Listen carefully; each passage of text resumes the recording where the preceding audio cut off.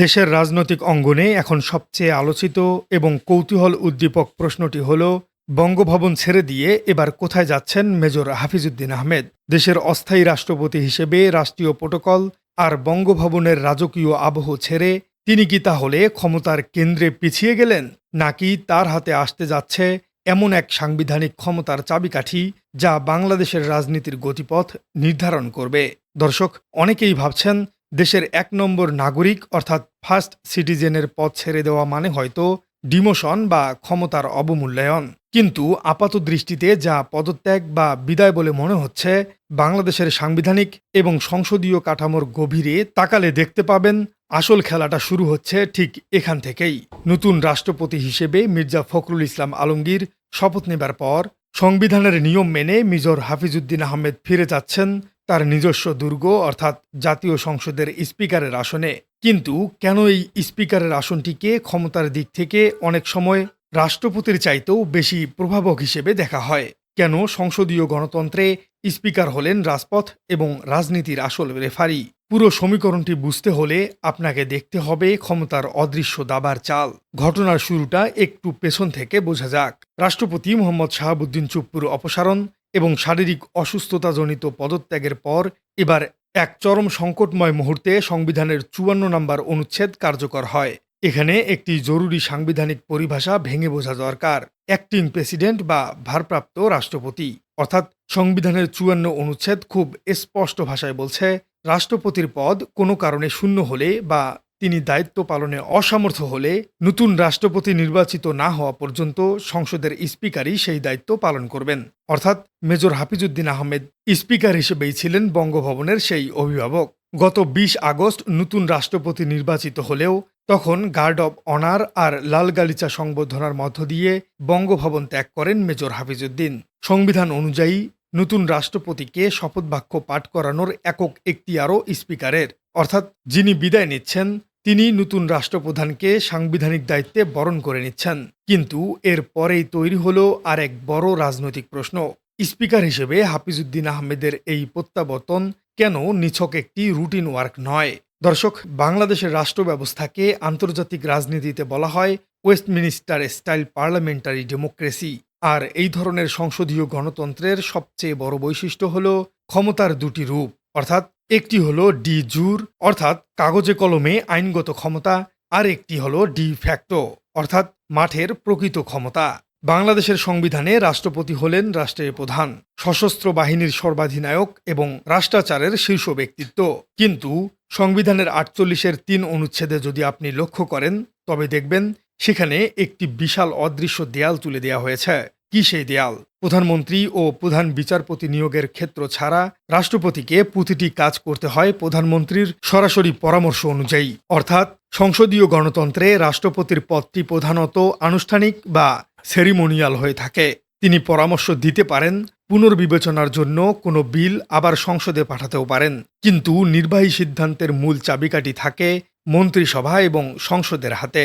ঠিক এখানেই স্পিকারের ভূমিকা হয়ে ওঠে অনন্য এবং ভয়ঙ্কর রকমের শক্তিশালী।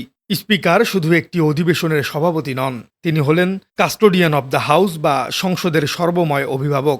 সংসদ ভবনের অভ্যন্তরে স্পিকারের সিদ্ধান্তই শেষ কথা।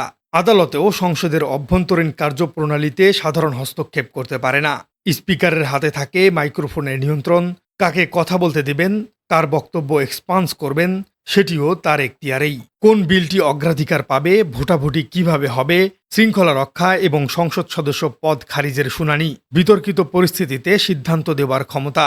সহজ কথায় বলতে গেলে রাষ্ট্রপতি হলেন দেশের সুপ্রিম অভিভাবক, কিন্তু স্পিকার হলেন সেই ময়দানের আম্পায়ার যেখানে সরকার আর বিরোধী দলের মধ্যে প্রতিদিন ক্ষমতার যুদ্ধ চলে।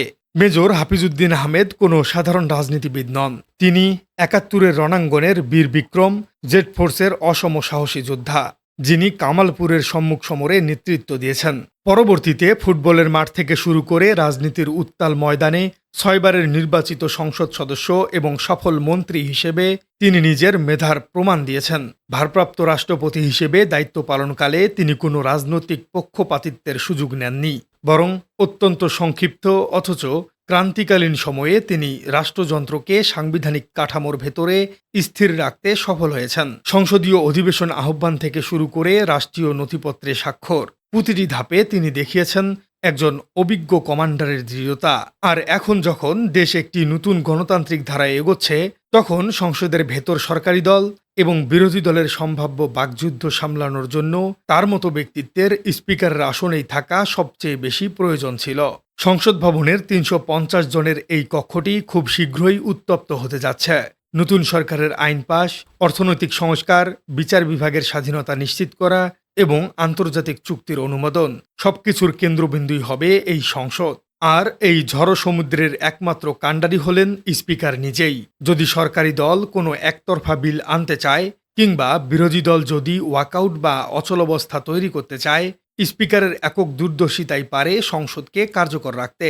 বাংলাদেশের সংসদীয় ইতিহাসে প্রায়ই অভিযোগ উঠত যে স্পিকাররা সরকারি দলের হয়ে কাজ করেন, কিন্তু মেজর হাফিজউদ্দিন আহমেদের মতো একজন ব্যক্তিত্ব যখন সেই ডায়াসে বসেন, তখন সংসদ ফিরে পায় তার ভারসাম্য বা চেক অ্যান্ড ব্যালেন্স। তিনি এখন আর বঙ্গভবনের প্রোটোকলে বন্দী কোনো রাষ্ট্রপতি নন, তিনি এখন সরাসরি আইন প্রণয়নকারী সর্বোচ্চ সভার নিয়ন্ত্রক। তাহলে দিনের শেষে হিসেবটা আসলে কি দাঁড়ালো? বঙ্গভবনের রাজকীয় গেট পেরিয়ে মেজর হাফিজউদ্দিন হয়তো বেরিয়ে এসেছেন, কিন্তু তিনি প্রবেশ করেছেন গণতন্ত্রের মূল ইঞ্জিনে। ক্ষমতার দৃশ্যমান জৌলুস হয়তো কমেছে, কিন্তু প্রত্যক্ষ কাজের পরিধি এবং সিদ্ধান্ত গ্রহণের ক্ষমতা বেড়ে গিয়েছে কয়েক গুণ। রাষ্ট্রপতি হিসেবে মির্জা ফখরুল ইসলাম আলমগীরের প্রজ্ঞা আর স্পিকার হিসেবে মেজর হাফিজউদ্দিন আহমেদের ক্ষুরধার ব্যক্তিত্ব, এই দুই মিলে কি পারবে বাংলাদেশে একটি শক্তিশালী সংসদীয় সংস্কৃতির নতুন যুগে প্রবেশ করতে? নাকি সংসদের ভেতরের উত্তাপ সামলাতে গিয়ে তৈরি হবে নতুন কোনো রাজনৈতিক সংকট? রাষ্ট্রপতির পদ তাই মর্যাদা ও সাংবিধানিক গুরুত্বের দিক থেকে বিশাল, কিন্তু প্রতিদিনের রাজনৈতিক পাওয়ার গেমের কেন্দ্র আসলে কোথায়? সেটি হলো সংসদ। কারণ সংসদে কে কখন কথা বলবেন, বিতর্ক কিভাবে চলবে, সংসদীয় নিয়ম কিভাবে প্রয়োগ হবে, ক্ষমতা কিভাবে বজায় থাকবে, এসবের কেন্দ্রীয় দায়িত্ব স্পিকারের। আর এই জায়গাটিতেই হাফিজউদ্দিন আহমেদের সামনে নতুন একটি পরীক্ষা আসছে। তাকে একবারই ফিরে যেতে হবে লাইভ পলিটিক্যাল এরিয়াতে। সংসদে সরকার থাকবে, বিরোধী দল থাকবে, বিতর্ক থাকবে, প্রশ্নও থাকবে, থাকবে সমালোচনাও। কখনো উত্তপ্ত পরিস্থিতি তৈরি হবে, আর প্রত্যেকবারই সিদ্ধান্ত নিতে হবে স্পিকারকেই। প্রিয় দর্শক, আপনার কি মনে হয় স্পিকার হিসেবে মেজর হাফিজউদ্দিন আহমেদ কি পারবেন সংসদকে দলমতের ঊর্ধ্বে রেখে একটি ঐতিহাসিক দৃষ্টান্ত স্থাপন করতে? কমেন্টে জানিয়ে দিন আপনার মূল্যবান মতামত। আর আমাদের চ্যানেলে নতুন হয়ে থাকলে চ্যানেলটি সাবস্ক্রাইব করে বেল আইকনটি বাজিয়ে দিন। দেখা হচ্ছে পরবর্তী কোনো ভিডিওতে।